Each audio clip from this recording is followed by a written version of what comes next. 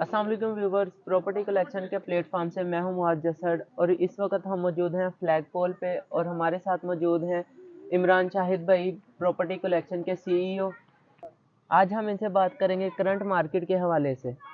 अस्सलाम वालेकुम सर, कैसे हैं आप? जी वालेकुम सलाम, अल्हम्दुलिल्लाह। आप सुनाओ, ठीक ठाक हो? अल्हम्दुलिल्लाह ठीक। सर हमें बताइए कि करंट रियल इस्टेट मार्केट के जो ट्रेंड हैं इसके बारे में आपकी क्या राय है? अच्छा, व्यूवर्स, एक तो मैं बताता चलूं कि आज हम घूमने आए थे ये फ्लैग पोल पे। माशाल्लाह बड़ा ज़बरदस्त यहाँ पे इन्वायरमेंट है। बहुत सारी फैमिलीज भी आई हुई हैं यहाँ पे। तो मुआज ने सोचा कि चले एक वीडियो बना लेते हैं और थोड़ा सा करंट मार्केट के बारे में डिस्कस कर लेते हैं। करंट मार्केट मुआज किसी एक चीज़ के ऊपर तो डिपेंडेंट नहीं है। एक चीज़ बिक रही है, जैसे एक दौर था कि पहले वो बहरिया ग्रीन का एक बहुत ज़्यादा लोगों ने रुझान किया हुआ था। फिर वो आ गया 61, 62, 63। अभी इसी तरह का कुछ भी नहीं है।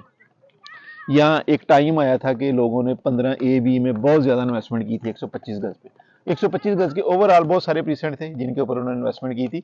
मगर अभी कोई एक चीज़ के ऊपर नहीं कोई भी बंदा कर रहा ना। देख रहे हैं चीज़ें बिक रही हैं, ये कि ये ऐसा नहीं है कि बिल्कुल नहीं कोई चीज़ बिक रही। हर चीज़ स्टक रुकी हुई है एक जगह पे, ऐसा बिल्कुल भी नहीं है।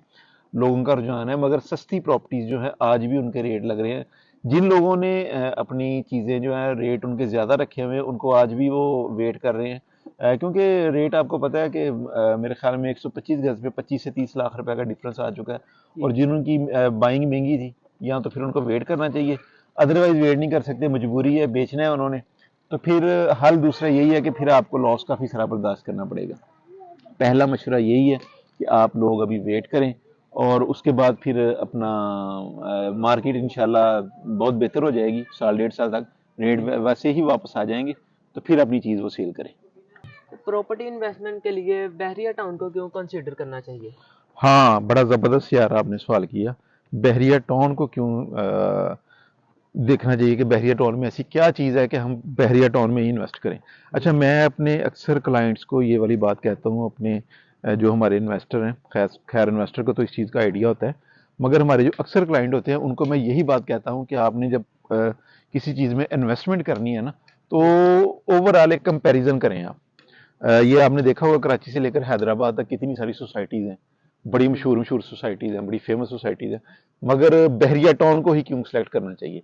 अच्छा, इसमें ये है कि आप पहले वहाँ पे जाएँ दूसरी सोसाइटीज़ में, वहाँ पे देखें वहाँ का एनवायरनमेंट, वहाँ पे लोगों का रहन-सहन, वहाँ पे अमेनिटीज़ क्या-क्या चीज़ें आपको सिक्योरिटी क्या-क्या मिल रहा है। उसके बाद एंड पे आप बहरिया को रखें। अगर तो बहरिया उनके बराबर है, तो फिर आपको बिल्कुल बहरिया में नहीं अपनी प्रॉपर्टी नहीं लेनी चाहिए। अगर बहरिया आपको नज़र आए कि ये बहरिया उससे ऊपर है, यहाँ का इंफ्रास्ट्रक्चर, यहाँ के रोड्स, यहाँ की डेवलपमेंट, यहाँ पे जो प्राइवेट गाड़ियाँ, प्राइवेट चीज़ें बन रही हैं, अगर इन सब से ऊपर है तो फिर आपको बिल्कुल बहरिया टाउन में इन्वेस्ट करना चाहिए। और मैं समझता हूँ कि बहरिया टाउन 110% सबसे ऊपर है। बिल्कुल। टॉप 5 में अगर मैं बात कर लूँ तो नंबर 1 पे बहरिया आता है पाकिस्तान में। उसके बाद फिर अदर सोसाइटीज आती हैं। ठीक है। सर वो बहरिया टाउन का कौन सा प्रोजेक्ट है जिसमें हमें इन्वेस्ट करना चाहिए और हमें उससे बहुत जल्द फायदा हो? अच्छा यार, इसमें इन्वेस्टमेंट रियल स्टेट में एक कुलिया लागू होता है। जैसे हमारा जब हम मैथ पढ़ते होते थे उस वक्त था कि ये कुलिया याद कर लो। रियल स्टेट का भी ये कुलिया है कि फौरी फौरी इन्वेस्टमेंट इसमें अगर आप कहते हैं कि आज हम इन्वेस्टमेंट कर लें और हमें इसमें 1 माह बाद, 2 माह बाद या 3 माह बाद हमें कोई अच्छा रिटर्न ROI मिल जाए, रिटर्न ऑफ इनकम, तो ऐसा बिल्कुल नहीं है। अच्छा, जी। इसमें भी डिपेंड करता है कि आपका बजट कितना है। बजट अगर तो आपका है इतना कि आप विला परचेज कर सकते हैं 1.5 करोड़, 1 करोड़ 20-30 लाख तक, तो बिल्कुल विला पे इन्वेस्ट करना चाहिए। और अगर आप कहते हैं बजट हमारा कम है 40-50 लाख का, तो फिर प्लॉट के ऊपर करना चाहिए। अगर बजट ही आपका 8 से 10-15 लाख रुपए, तो फिर वो जाहिर है वो आप कोई प्राइवेट में ही कर सकते हैं, वहां पे आप इन्वेस्टमेंट कर लें। अच्छा, इसमें प्राइवेट में जो भी आपने इन्वेस्टमेंट करनी है, ये आपने जहन में रखना है कि ये कम से कम 3 से 4 साल की इन्वेस्टमेंट है। इसमें जी। ये नहीं है कि अगर आपने आज ले लिया और आप कहेंगे हमें वो 6 माह बाद वो हमारी चीज़ बिक जाए। अगर ऐसा कोई कहता है आपको तो बिल्कुल झूठ बोलता है। ऐसा बिल्कुल नहीं है। प्राइवेट की कोई भी चीज़ ले, कम से कम 2, 2.5, 3 साल जो है ना वो आपने वेट करना है। उसके बाद फिर आगे का सोचना है कि इसको अब निकाल लें। क्योंकि आपने जब इन्वेस्टमेंट करनी है ना, वो चीज़ तो अभी बन रही होगी, तो बिल्कुल। उसके बाद उसको भी 2 साल चाहिए। उसको ज़ाहिर है अभी पौधा छोटा है ना, अभी उसको दरख्त बनना है। जब बड़ा होगा तो फिर ही वो बिकेगा उसका फल। ठीक। ठीक हो गया? ठीक। बिल्ड प्रॉपर्टी के भी रेट कम हुए हैं, हमारे कस्टमर अक्सर पूछते हैं कि जैसे दूसरी चीज़ों के कम हुए हैं, इस तरह बिल्ड प्रॉपर्टी के भी रेट्स कम हुए हैं। हाँ बिल्कुल, जिस तरह प्लॉट्स के रेट में मैंने आपको पहले बताया ना कि प्लॉट्स के रेट काफ़ी ज़्यादा डिफरेंस आ चुका है प्लॉट्स के रेट में, तकरीबन 20 25 30 लाख का। तो सेम इसी तरह बिल्ड प्रॉपर्टी काफ़ी सारी जो बहरिया के बने हुए विलाज हैं या प्राइवेट विला हैं, इन सब का रेट जो है ना काफ़ी नीचे आ चुका है। अब आप देखें ना, अली ब्लॉक में पहले आपको 125 गज का विला एक टाइम था जब आपको 1 करोड़ 60 65 लाख का मिलता था, अभी बिल्कुल। आपको 1 20 25 लाख का मिलेगा।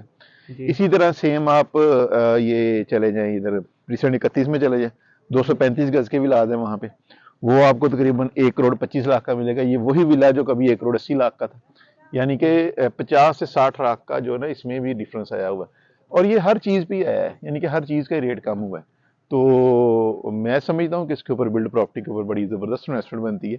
अगर आपने लॉन्ग टर्म इन्वेस्टमेंट करनी है, कम अज कम जेन में वही रखना है कि 1.5 से 2 साल आपने इन्वेस्टमेंट का, कि ठीक। इतनी हमारी इन्वेस्टमेंट की कैपेसिटी होनी चाहिए। ठीक।